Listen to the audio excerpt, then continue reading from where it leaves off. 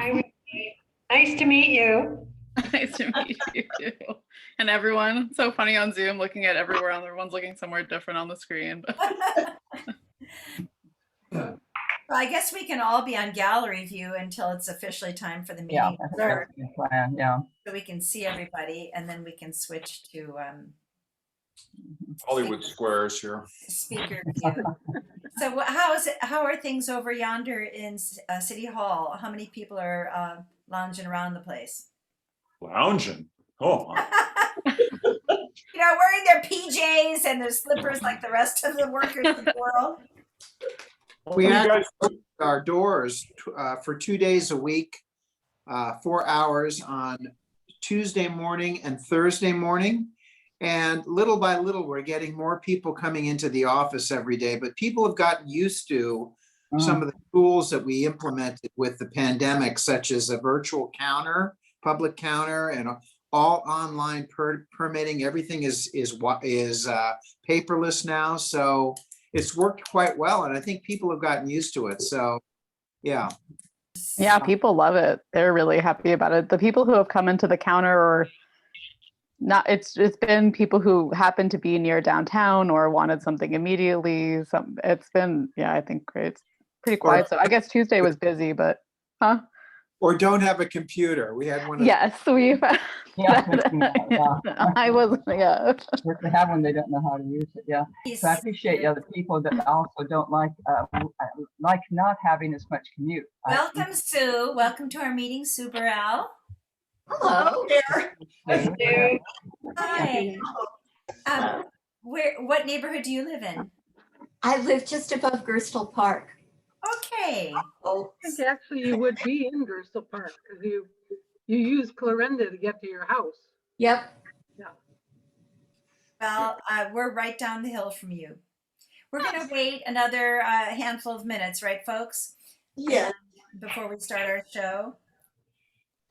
But it's good to see everybody. So, Paul, have they used the council room at all?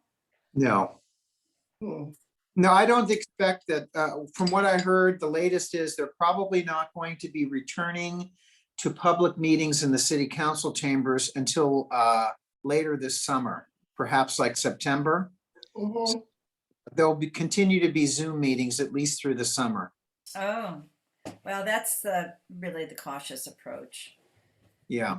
I mean, we just got invited to a family wedding for July 7th, and go ahead, Jim. And as much as I really want to go, with the rates going up and down and up and down, I just don't know. There's Ollie. hi, Allie. Hi. Sonia. Hi there. Hi, Sonia. Sonia. There's Sonia. Hello, Sonia. And then this person is called Student. I wonder who Student is. Let's see who Student is. Sonia, we love your video. Yes, we do. It's Thank just you. so cool. Yeah. Who is I told her it made me a little teary. Here. Sure it did, Cynthia. Uh, I'm sure it did. yes, After all the years and blood and sweat and tears you put into that place. right. But Sonia's benefited from that, haven't you, Sonia? Sure Hi, Nadine. Well, Welcome. Thank you. And then who is Student? We have someone who's Oh, Nadine. Hi, Nadine. It's Cynthia here. Remember me? I haven't seen you for decades. Yes, of course, I remember. Yes, Hi. Hi. yes. Okay, we've got a couple more coming in, I think, and maybe more dribble in. So we're getting a little gallery up here at the top. Can you see us all? I can, yes. Yeah. Gallery going for a while here. Yes. Nice to see everybody. Sue Burrell has the best background. That is gorgeous. It's a screen, isn't it? Yeah, Beautiful. It's can't see my messy office behind it. It almost looks like a Persian rug. Wow. Did beautiful. anyone want? This goes to the steering committee. Did we want people to rename themselves? I've forgotten. What? No, we were going to talk about Okay. that yet. Still Okay. wondering who student is. There's a Nancy. Hello, Nancy. Welcome. Jim, did you see my chat?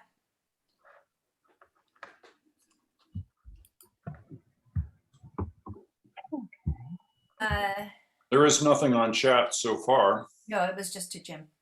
Oh, I can go ahead and ask that question. Jim, do you want to go ahead and float the link to our website anyway? Certainly. So I'm just going to ask the participant whose name is Student, if you could tell us who you are. Hi, this is Loretta Beaudry. I live on C Street. Oh, hey, welcome. I'm just going to rename you. Yeah, I don't know why my name doesn't show up. Okay, well, that's But anyway. good. Beaudry, I'm guessing is Beaudry.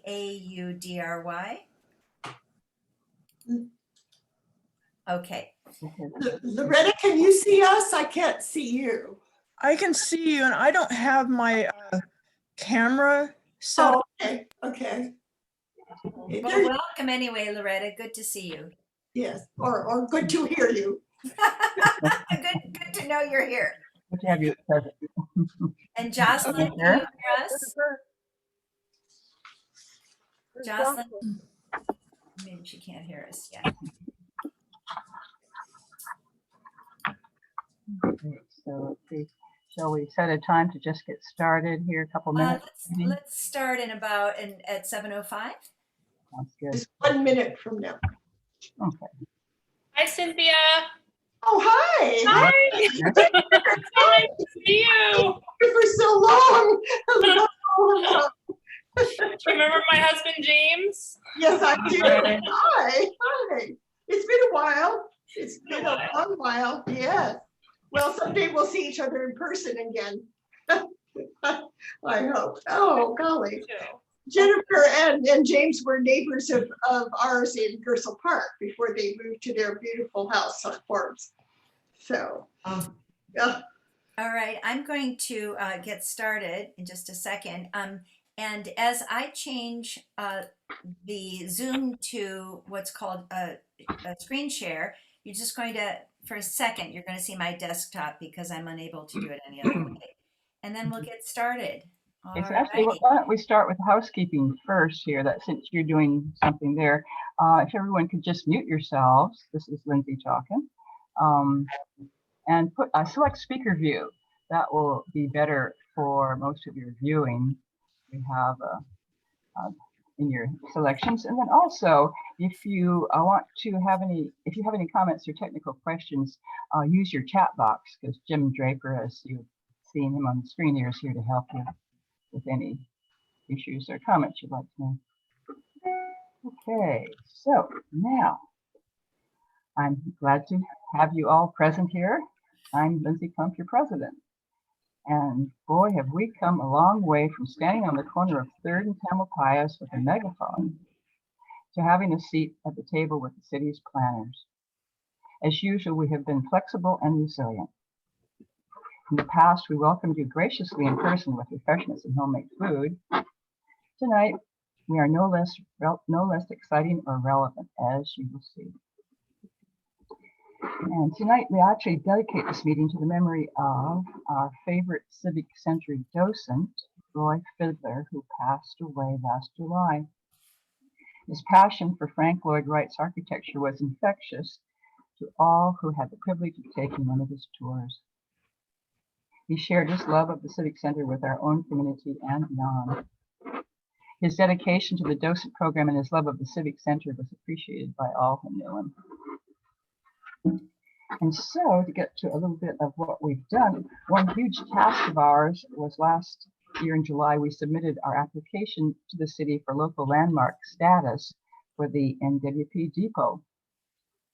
However, due to the strained city staff and the cost of filing, this past December we withdrew it without prejudice, and this means that it's on hold and can be activated at any time. Now, let's get on with the show. Here you'll see our agenda. We have some fun in store. We'll start by honoring some special people. So here's Gail David Tellis for the first. Hello, all. welcome. I am here to introduce to you Laurie Thompson. And I hope she's here tonight to hear our accolades for her. Let me tell you something about her contribution to our city. Laurie came to the Marin County Free Library in 2001, where she took charge of the California Room, a special collection which many of you know is about local history. In 2003, she and her associate, Carol Aquaviva, created a digital archive of historic photos, oral histories, and primary sources. Laurie has also spearheaded the expansion of the California Room's oral history program, a repository of over 500 interviews, notably among these, an oral history of how the Frank Lloyd Wright Building came into being as the Marin County Civic Center. In addition, Laurie was involved in the making of a film documentary, Marin Mindscapes, based on interviews with local landscape artists. And she has partnered with local author Barry Spitz on Marin, a history highlighting 160 significant events in Marin history. Recently, she has been cataloging upwards of 30,000 unrecorded local land surveys dating from 1849, including maps, subdivisions, and ledgers, which will be placed in the new Map and Special Collections Annex.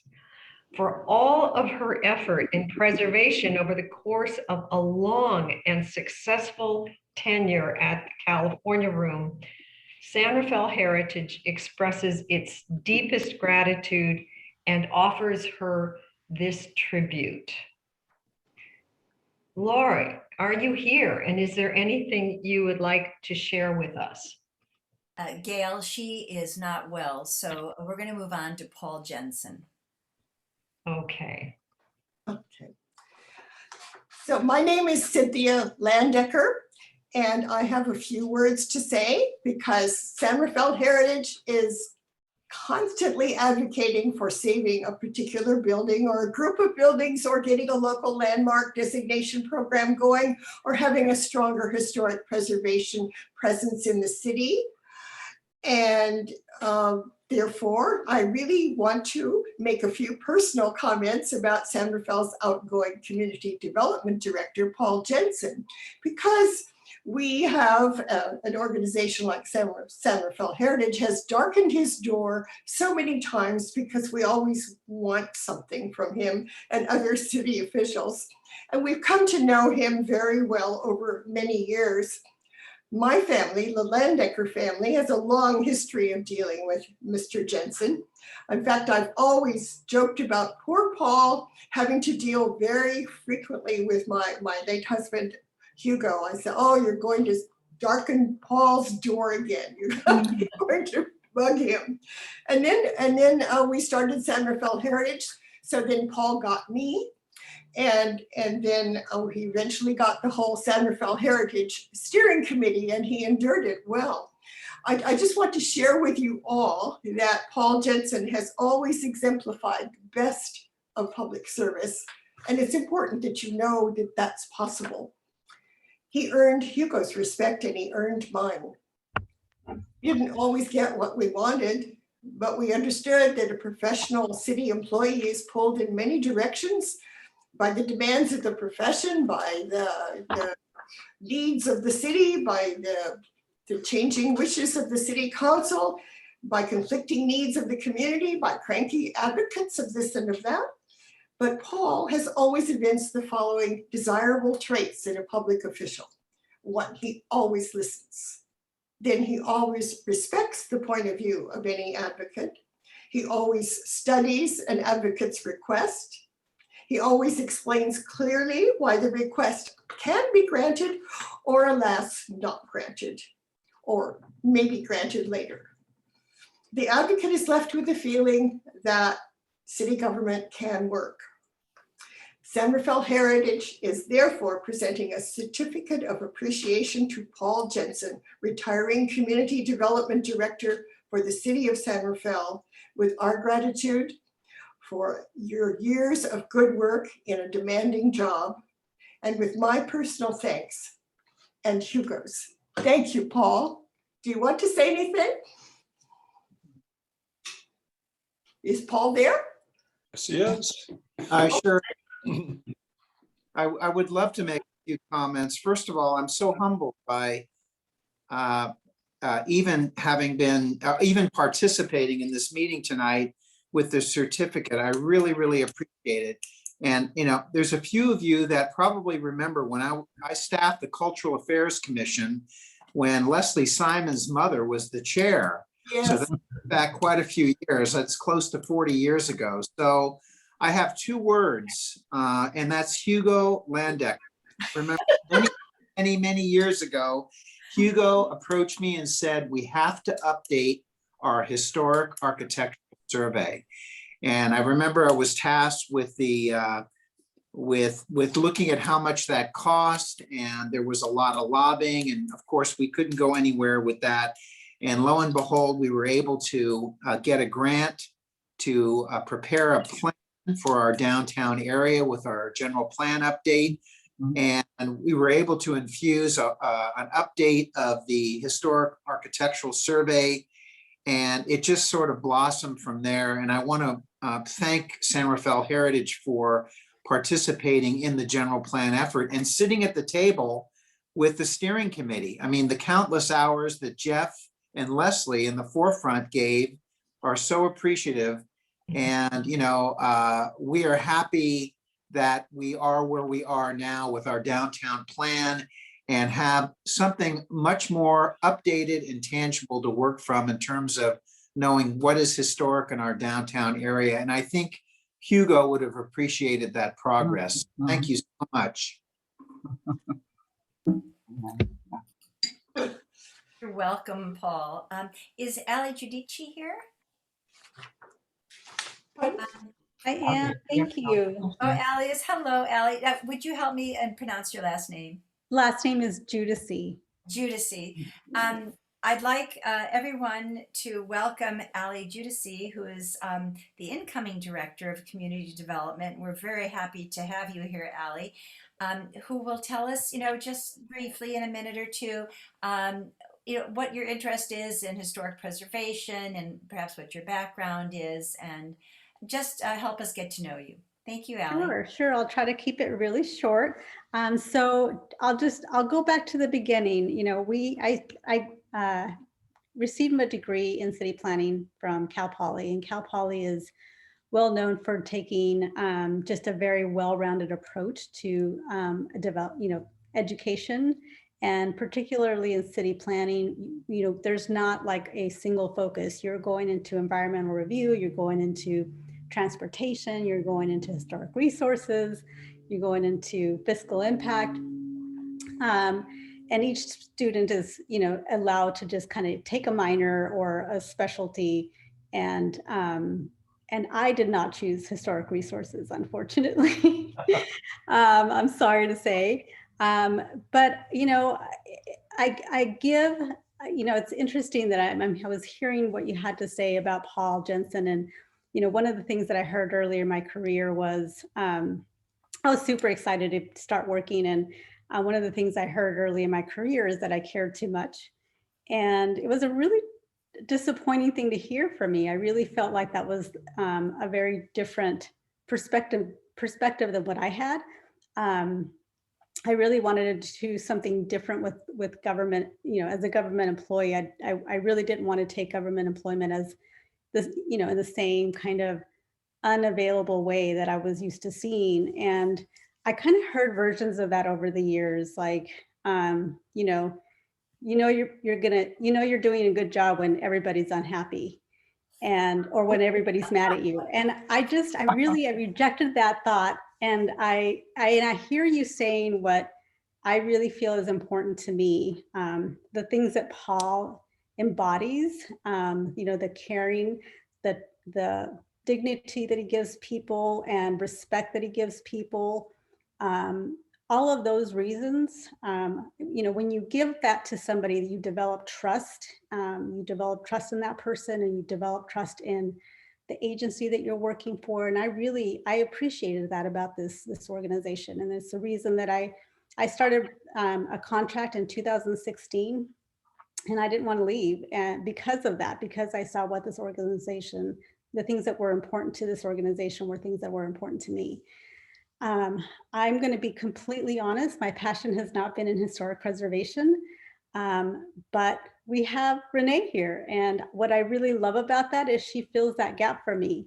And that's really what, you know, what is unique about our organization. We have a number of people that have different specialties and different passions, and all of those are super important. And to me, like having that full, well-rounded department, similar to how I received my education, is super critical and important in the way I give back to the community. So, you know, I appreciate your passion, and I hope that by providing you with kind of a well-rounded department that you will be able to receive the same service, probably not the same as what you received from Paul, but we'll strive for that. Thank you. Thank you for inviting me.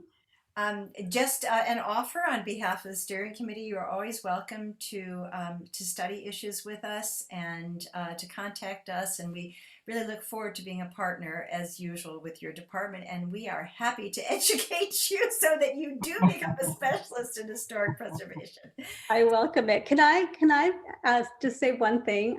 I noticed that Nadine Watts is in the room, and I'm pretty sure that her son is really good friends with my husband, Brant. Nadine, is Brant your son? Yes, it is. Yeah. Yes. Giudice is my husband. And I'm happy to see you, Allie. I did want to meet you. Yes. Yeah. Oh, that's great. You see these kinds of personal connections, so you know someone already who's interested in what we do. Thank you, Allie. Renee Nicodé, you're here as well, I believe. Yes, I am trying to unmute and all right, start so video. I'd like you all to meet. Renee is even newer to the planning division, if I'm correct, and just tell us a little bit about your background and what your interest is in historic preservation. Thanks. Yeah, absolutely. So I've been here for officially a year and a month with San Rafael. My background educationally and professionally up to this point has been historic preservation. My master's degree is a Master of Science in Architecture, Heritage, Conservation, and Preservation with a master minor in Urban and Regional Planning. Ooh, that's like a breathful. When I was there, I did my schooling in Minnesota at the University of Minnesota. And when I was there, I worked for the city of St. Paul for their planning department and their Heritage Preservation Commission. And I was there for a couple of years. I came back to the Bay Area to work for San Francisco Heritage, which I just will apologize right now if I ever say San Francisco Heritage instead of San Rafael Heritage. It's come out of my mouth a couple of times, but only because I'm just used to it.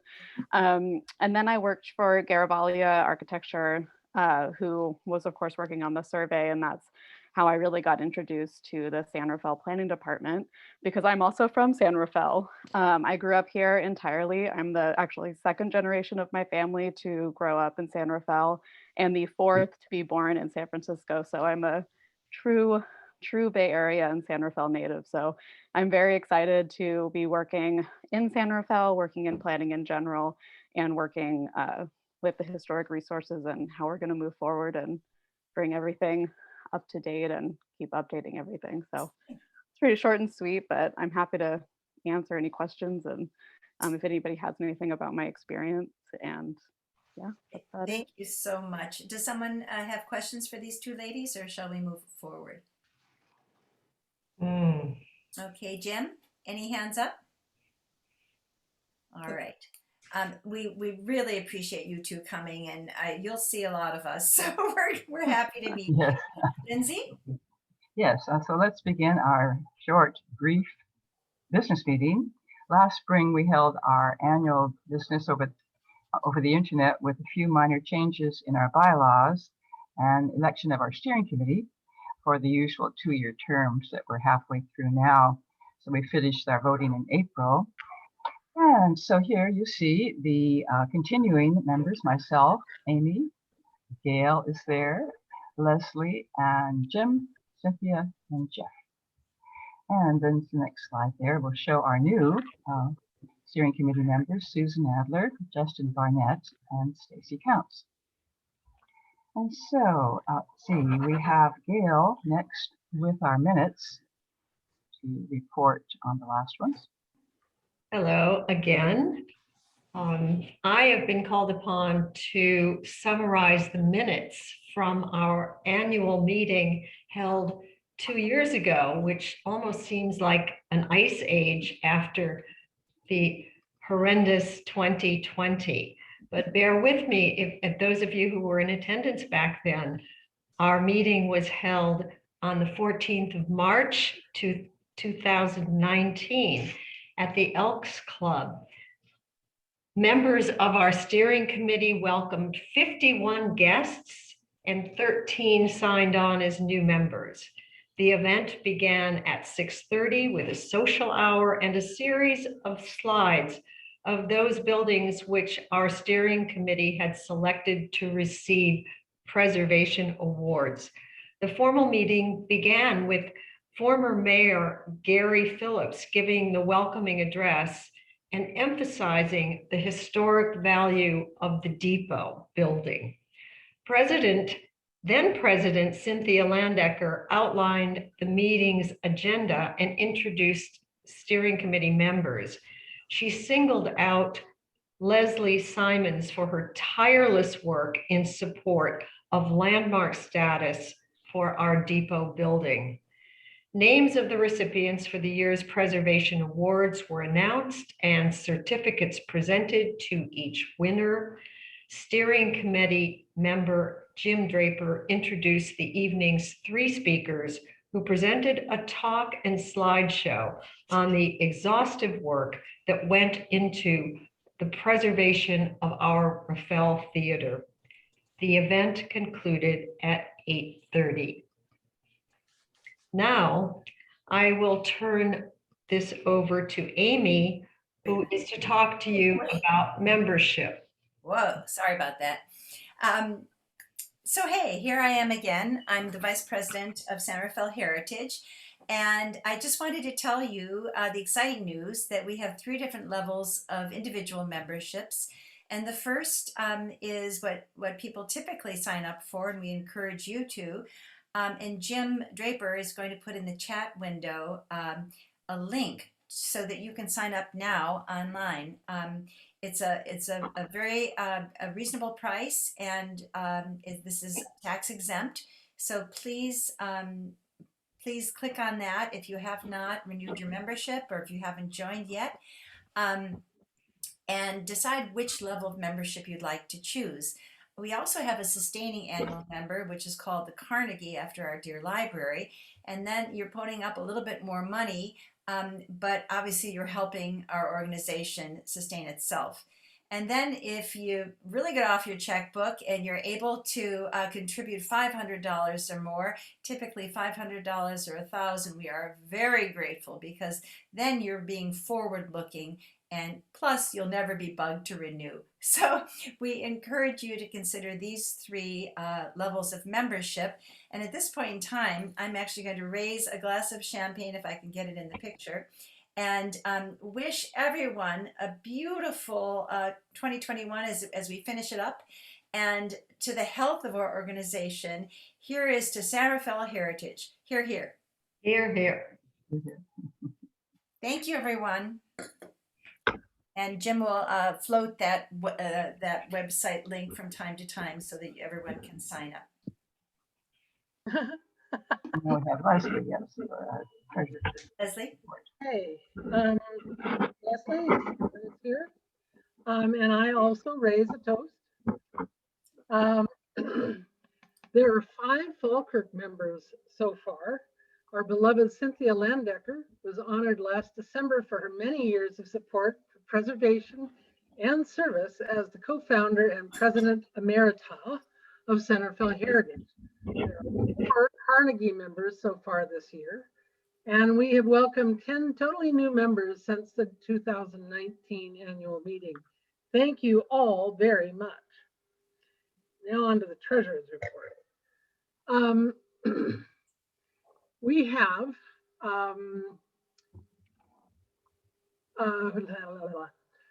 the expenses include 2 years worth of expenses, and I have to make this bigger, excuse me. We spent about $830 on annual meeting expenses, including both 2019 and the canceled 2020 meeting, because we had purchased a whole bunch of stuff in advance. So luckily no food was lost.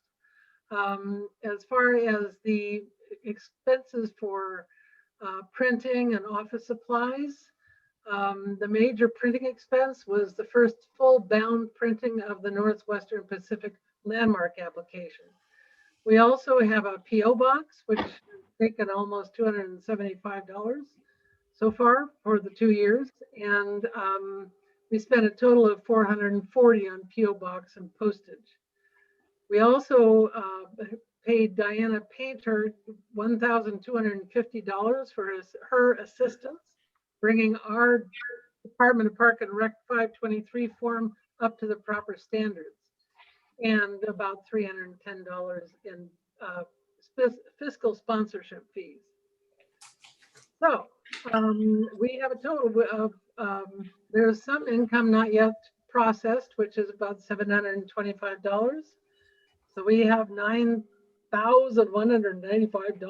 in the account as of April 11th. Lindsay? Oh, yes, very good, Leslie. Good. Okay, so let's see. If anyone has any comments on these reports, you can raise your hand by using that icon on the bottom of your screen there. If anyone would like to do that for these secretaries and treasurers report. I'd like to move for approval of the treasurer's report. Very good. And a second? Do I hear a second? I second. Okay. And everyone should say aye. If you Aye.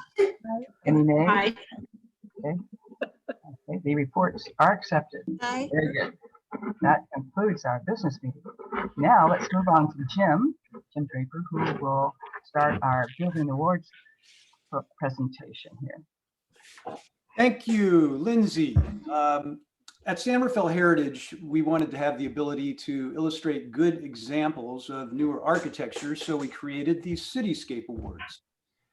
As you'll see in this next photo, this ugly duckling was transformed by a previous owner, and the current owners who are with us this evening have completely restored the interior redwood finishes and have done many other interior improvements with an eye to maintaining its historic fabric. San Rafael Heritage presents a Cityscape Award to 80 Forbes Avenue for the elegant shingle style enhancement of an unadorned circa 1900 Victorian, a stunning remodel now graces an already beautiful neighborhood. San Rafael Heritage presents this award to James and Jennifer Dutro, and they are with us here tonight. And as I am also the person bringing people on the screen, I'm going to find you amidst all these amazing people. Can you just wave at us? There you are. Please, if you have anything you'd like to say, we'd love to hear from you. Thank you. I don't think we deserve this because I think the previous owner did a lot of the exterior and we did all of the interior, the redwood, the kitchen. We brought in a pewter smith from Normandy, France to do our countertops in pewter, just to a little bit. So they're spectacular. And we added a lot of stained glass that wasn't there to try and bring it back to period.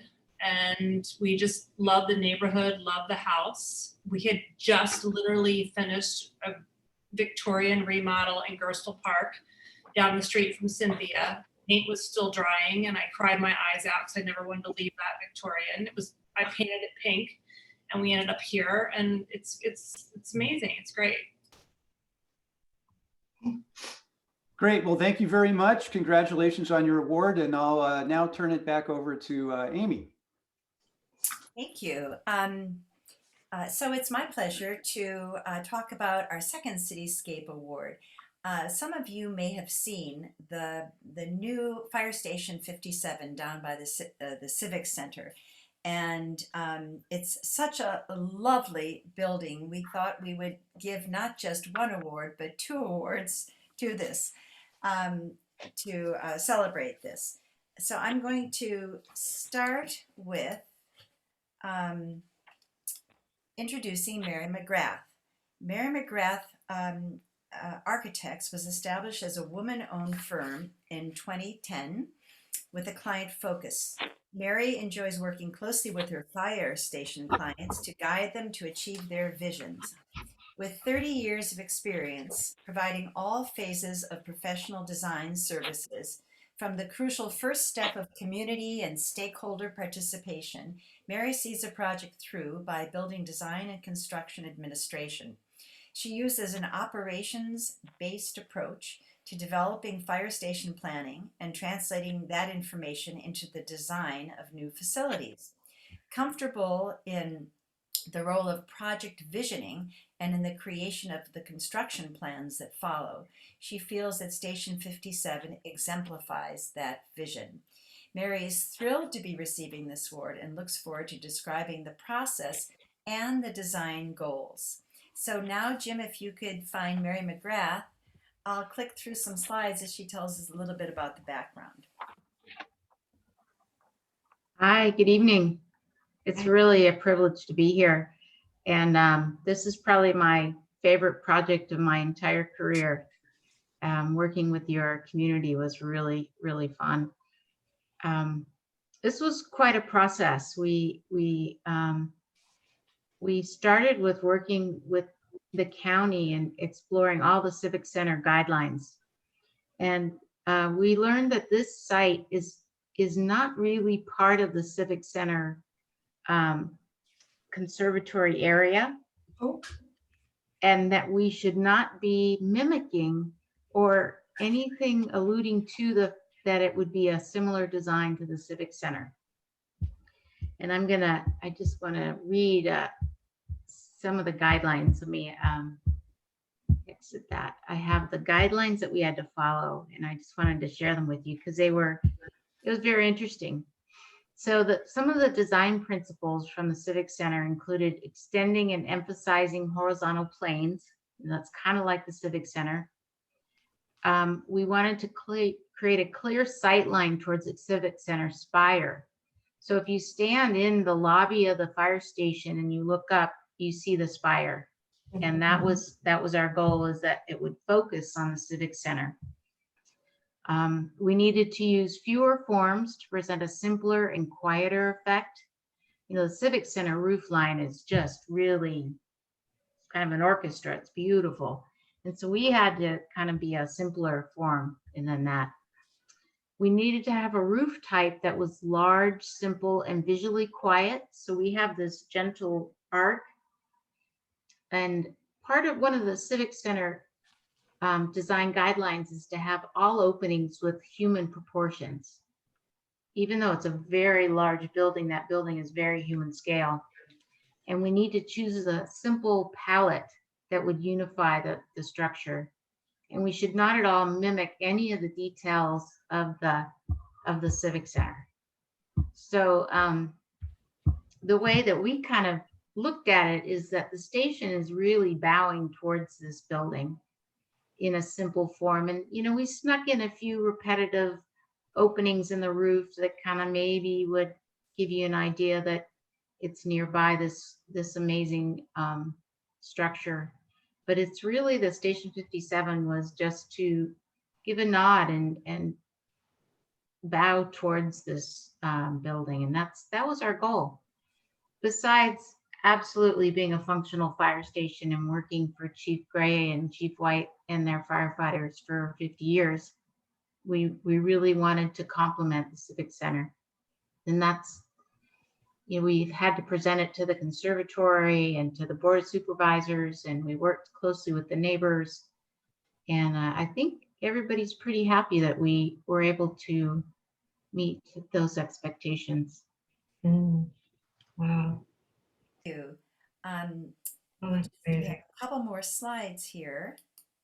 There we are. If you want to comment on. Yeah, you can see that arc, and it's just kind of the roof arcs from the back to the front Yeah. with the bow towards the Civic Center. You can see the little openings in the roof line that are give some character, but also are a little nod to how the roof line undulates up at the Civic Center. But if you had a picture of the lobby, and if you're standing in that lobby, it is on the spire. So it was really just a nod to that whole, the whole complex, trying to keep the scale down. So you can see this lower element that's the apparatus bay is almost feels separate from the upper glass that forms the roof over it. Go ahead. Yeah, so we are presenting the Cityscape Award to both Mary McGrath Architects and the San Rafael Fire Department for the successful collaborative architectural endeavor by the city and the county for Fire Station 57 and their dedication to the spirit of Frank Lloyd Wright's Marin County Civic Center. Now I'd Wow. like to bring up, is Darren White around? If you could unmute yourself, Darren. Hello there. Can everyone hear me? Oh, Darren, thank you for coming.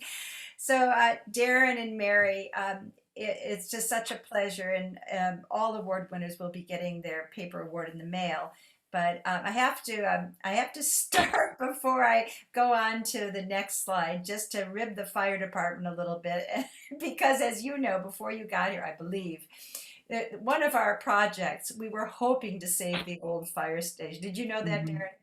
We actually, protested to save the old fire station, and to no avail, because it wasn't seismically sound. But at least the city listened to us. Mary probably remembers this, and agreed to save some mementos from the original. So today was the first time. The reason we have this slide is many of you have not seen the inside of the safety center, and this cute picture with an engine in front of the old SRFD balcony, and then inside you'll see this beautiful spiral filigree staircase that was saved, and of course these big old doors that could use a coat of paint, but I like the way they look. And then what is this at the bottom? Do you know, Darren? I believe that belongs to the law enforcement partners there.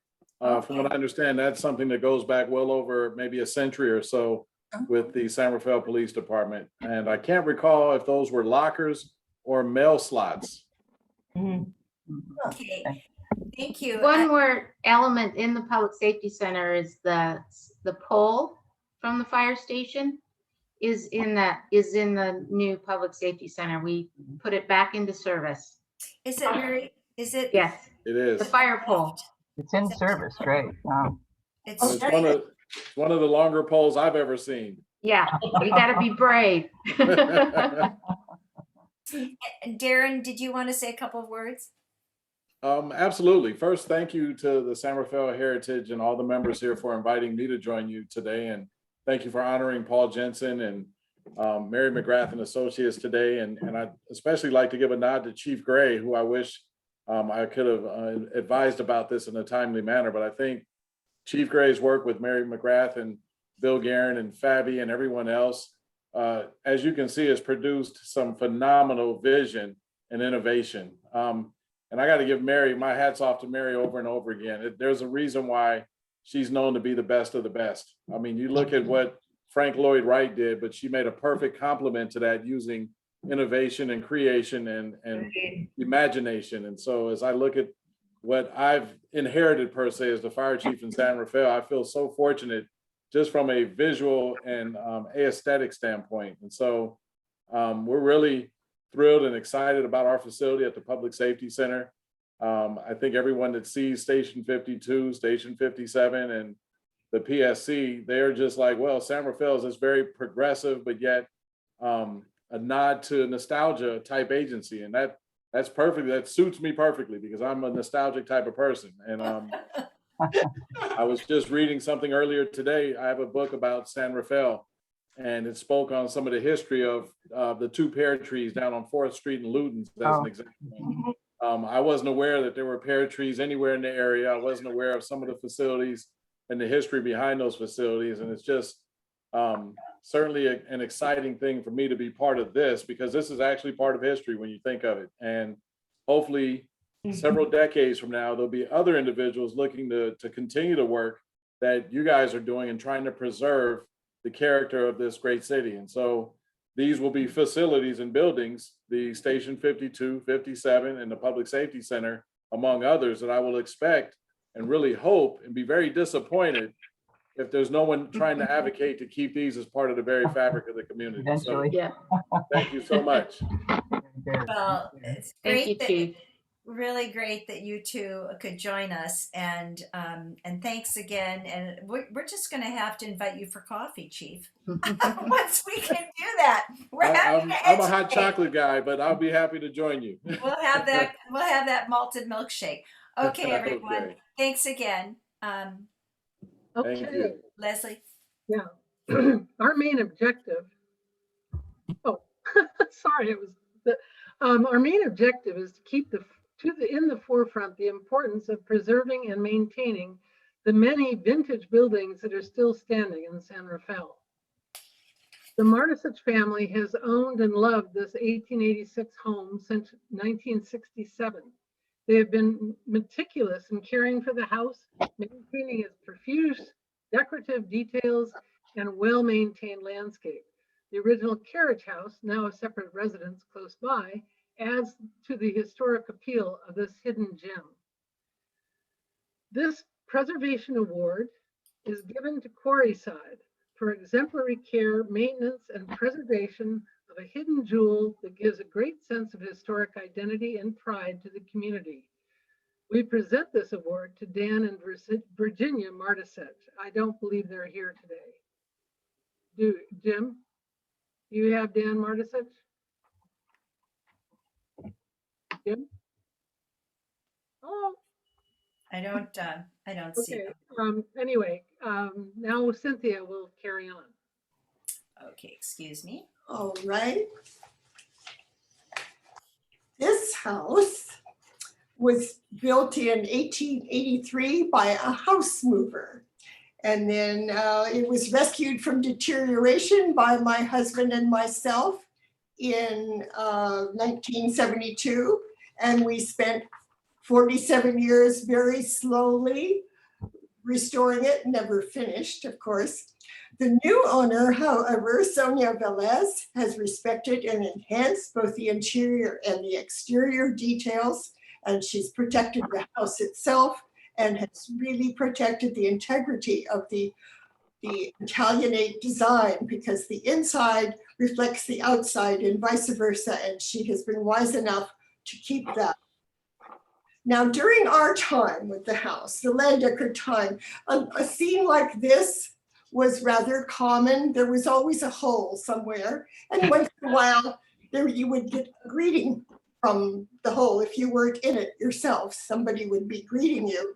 So that is typical, or it was typical, but Sonia has moved past such horrors and is gracing us now today with the following happy video that she prepared for us to explain what she did to keep the house the way it should be. So Sonia, when Sonia's, there's the video.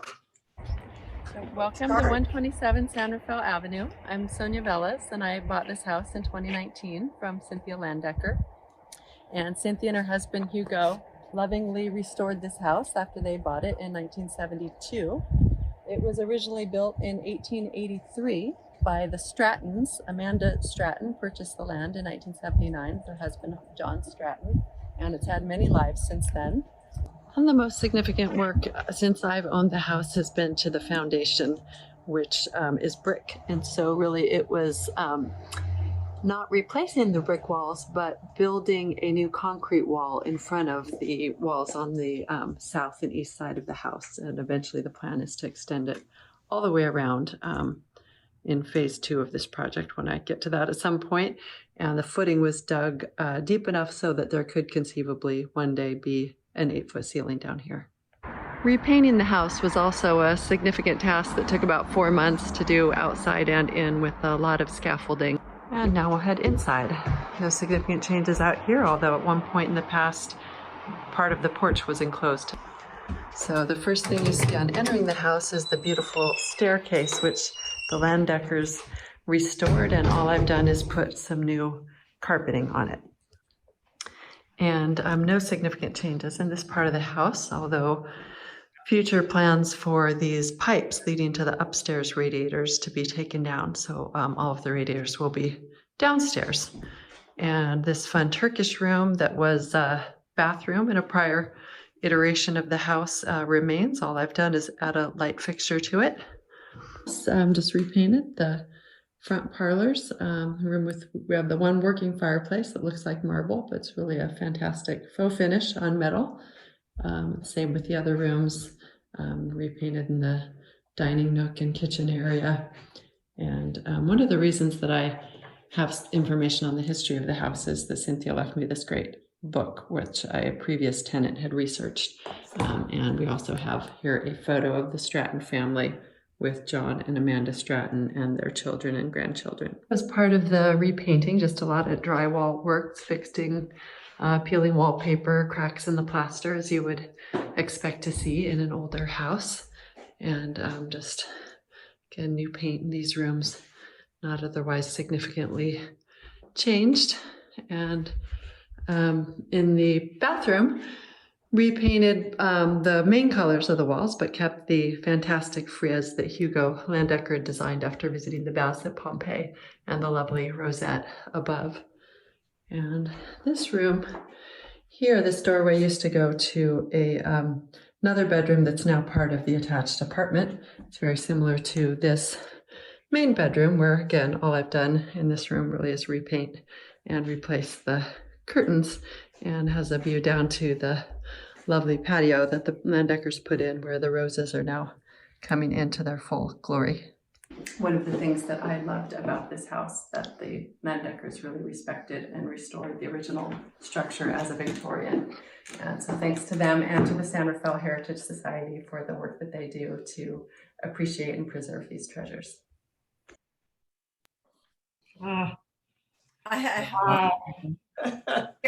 We're speechless. Let me make sure that I'm sharing. 1 minute. Okay. It'll just take a second. Share screen. Sorry, Jim. I had a feeling I wouldn't be very swift with this. Okay. All right. Thank you so much. Cynthia and Sonia, does anybody want to say anything else? No, I'm speechless too, but I'm so happy. I'm really happy, and I'm grateful to Sonia because I love that place and it means a lot, and it's a happy house to live in, and I think she realizes that. Is there not a certificate to read? Oh, certificate, yes. Well, Sonia, are you there? Yes. There she is, my dear Sonia. A preservation award is given to 127 San Rafael Avenue for the continuing restoration and preservation of this elegant 1883 Italianate style home, now a beautifully repainted gift to the street, to the Gersel Park neighborhood, and with all of our thanks. Thank you. Okay. Sonia, Do you have anything you'd like to say, Sonia, right now?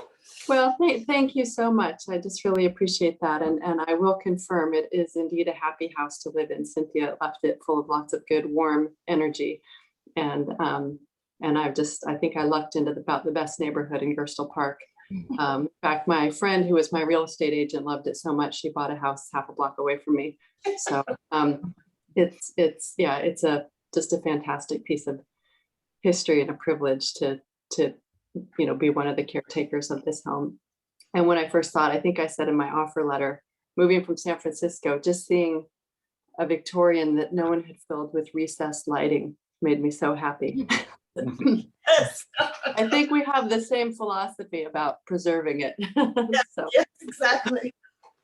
yeah. So, and thank you all. Thank you, Cynthia, and thank you all for the work that you guys do to just keep the history and appreciate and preserve these places the way that they deserve. Welcome, and thanks for that beautiful video. Stacy? From that stunning house, we have another stunning house as well. This beautiful building at 709 4th Street. This is Stacy. I'm a steering committee member with San Rafael Heritage. And this preservation award is being given to 709 4th Street, the Nichols building. They protected the decorative elements on this historic commercial building that grants a sense of historic identity and pride in San Rafael's downtown. And the owner of the building is Glenn Curhan, and we're giving a preservation award to Glenn. I don't know if he's here. And then also the condition of the storefront for 7-Eleven has varied greatly over the years, at times much less than desirable. As it is today, the space is elegant and fresh with a fully new but age-appropriate style. And we're giving a preservation award to the Tavern on 4th in recognition for the enhanced saloon facade treatment in a style appropriate to the era of this historic 1889 building. We give the preservation award certificate to the proprietor, John Radovich. He's not able to attend either. Thank you so much, Stacy. It's indeed beautiful buildings. We're going to turn to Jeff. Good evening, everyone. I'm Jeff Rhodes. 828 Mission is likely San Rafael's finest example of a stick Eastlake style Victorian era residence. Constructed in 1884, shortly after completion, it was occupied by Mayor Edward McCarthy and later by Mayor S.K. Herzog. The city purchased the building to serve as a hospital during the 1918-1919 influenza epidemic. It was a boarding house for many years, and in the 1970s was converted into offices. The Huffman Family Trust has shown a great commitment to the preservation of this fine building. Their stewardship included total exterior restoration, including foundation and structural upgrades and installation of all modern utility systems. This was all done in 2006. Most recently, they completely repainted and did finish carpentry work on the exterior this year, and also re-roofed the building and did a number of improvements on the exterior. What this shows us is that it takes a tremendous commitment and significant resources to keep these buildings in service and looking their best. So a preservation award is given to 828 Mission Avenue in recognition of the restoration and historic preservation efforts of this prominent downtown building that enhances the experience for all. And I'm accepting this award this evening for Terry Huffman of the Huffman Family Trust. Thank you, Jeff. So it's my privilege to report on the planning and advocacy activities of San Rafael Heritage. The Northwestern Pacific Depot was really the catalyst that got us going again, and very much due to the motivation and efforts of Cynthia and Hugo Landecker, who started Heritage in 2015, and a number of us joined straight away to not only focus on preservation and landmarking of this building, but also on preservation in general in San Rafael. So what I'm going to report on are the various different activities that we are involved in as we go forward to enhance San Rafael and preserve historic buildings. One of our primary goals is to both advocate and promote historic preservation. We do this through public awareness and support, And a significant amount of our effort is to work with city staff and elected officials to shape city policy and actions through this advocacy and also through our voluntary efforts. One of the things that is necessary for historic preservation to be successful in a community is incentivizing preservation activities through legislative acts, through landmarking of buildings, and through other things that make it economically attractive to restore and preserve buildings. Another aspect that is very important is as we go on, we want more people to become familiar with San Rafael's historic resources and develop expertise so that the city has a stable of informed people that can carry preservation forward into the future and add more folks to our growing army of people that are interested in preserving the city's past and making sure that these elements are part of a very nice future for San Rafael. Before I get into some of the things that we've been doing lately, the two buildings that you see on the left are two buildings that have just been added to the historic resource inventory that has been updated as part of the downtown precise plan. The upper building, the Scout Hall, that was built through contributions by Jacob Albert, who has left many wonderful monuments in the city, including two really handsome commercial buildings downtown and our ballpark, and his residence in the Happy Valley area. The lower building is the finest example of a prairie-style building in San Rafael, and it was built in 1915. It is on E Street, very, very close to Carnegie Library. The Scout Hall is on the corner of 2nd and A. So let me sort of run down quickly some of the things that we're involved in. The first of which was in 2017, Mayor Phillips brought together a group of folks to look at downtown San Rafael and come up with recommendations for what is in fact good design for downtown San Rafael. And we were active in that committee and came up with some specific recommendations which have informed the downtown precise plan, which started in 2018 and will be before the city council, likely May or June this year. In the downtown precise plan, our activities have involved updating the historic resource inventory.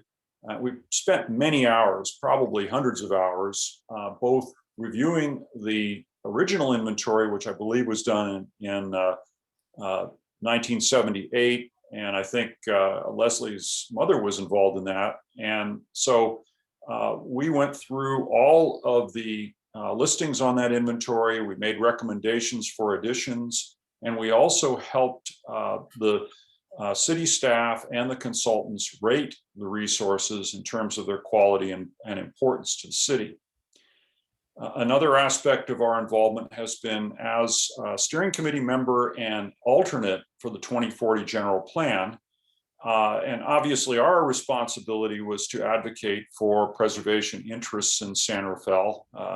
The general plan is far more extensive than simply historic preservation, so our involvement also extended to other aspects in the general plan. And most recently, as you heard mentioned earlier, we prepared primarily through Leslie Simon's efforts and the efforts of consultants, an application for local landmark designation of Northwestern Pacific Railroad Depot. That's currently on hold, and hopefully it may proceed in the future. We've also been involved with the downtown transit center planning and EIR, with a considerable interest about making sure that the historic resources in and around the station area are considered as the transit center planning goes forward and the EIR is prepared. So I think I covered some of the things here with regard to the downtown precise plan. And this is really going to be kind of an exciting opportunity for San Rafael. It provides a blueprint for future growth downtown. And the city council has been very much interested in encouraging growth downtown, particularly with regard to housing and with an eye towards making downtown more walkable. Among the things that we did do, in addition to those that I've mentioned, were providing greater clarity on the historic district boundaries. They were the historic preservation consultant had proposed boundaries that were kind of reaching to resources that were away from the traditional main streets of downtown, which include 4th and B Street. And we have really encouraged the precise plan and potential historic district boundaries to be more focused on these key main streets, with 4th Street being really a fabulous example of a traditional American main street with examples of period architecture all the way from the 1860s to the present, which make it really quite special. The building that you're looking at, the buff colored brick building, is the Albert Building, again, a contribution of Jacob Albert to our urbanscape, and its addition you see a little further down, which is kind of a modern style building. The other thing that we also were involved in was working with the city to develop policy regarding reconciling the issue of how do you accommodate growth downtown with accommodating historic buildings. And the notion is that we wanted to make sure that we respected the city council's direction and promoted growth and change, but also encouraged historic preservation. So as we go forward, the key element here is going to be, what can we do as a community to incentivize preservation so that building owners are encouraged and have the financial wherewithal to improve their buildings, to bring them into contemporary use, to provide appropriate seismic bracing and upgrade systems. And among the things that we're focusing on are things like Mills Act contracts, which provide property tax relief when owners enter into contracts with a city to provide ongoing maintenance and historic and preservation activities, restoration activities. Another is achieving certified community status, which will enable us to have access to grants. And facade easements are another example of a way of providing a tax break when folks restore historic facades. And then we're also advocating for development rights transfers, which takes pressure off of developing historic buildings for other uses, tearing them down because the height and bulk can be transferred to other locations. And by promoting landmark designations, we allow buildings to take advantage of the historic building code, and we also enable them to take advantage of tax credits, again, to incentivize the work necessary to keep these buildings in service and fix them up. And finally, the one aspect that speaks to this notion of building capacity is to establish a historic resource advisory committee that would advise the Planning Commission on matters related to development applications downtown involving historic buildings, and also enable us to provide voluntary activities and services to do research for historic districts and that sort of thing. So your continued support helps us in our mission in making sure that historic preservation is very much part of the future of the city and contributes to the quality of life and character of San Rafael, along with the new buildings and new construction that move us forward as a 21st century city. Thank you. Thank you, Jeff. Yes, thank you very much, Lindsay? Jeff. Yes.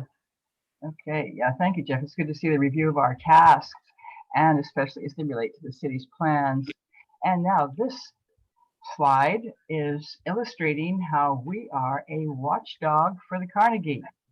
We are keeping a watch on the city's plans for this building also. And we will, here's something that I want to mention before we finish. Since Earth Day is upon us, I had the idea was presented to us to make a comment about how historic preservation does relate with the earth, with preserving the earth and respecting it. There's a well-known historian named Adrian Untermeyer, and I'll quote from him, that adaptive reuse is a more environmentally responsible action. Construction debris accounts for 25% of the municipal waste stream each year.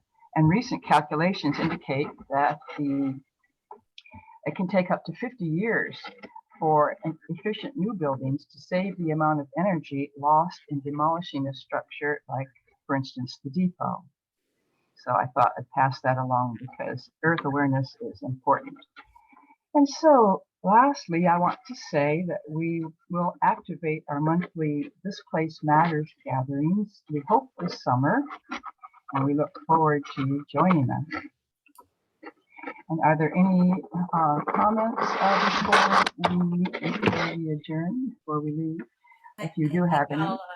I'll change it now to gallery view. Stop sharing to see if anybody would like to ask questions of Lindsay or of any of our other speakers. Just wave your hand or raise your hand with the icon.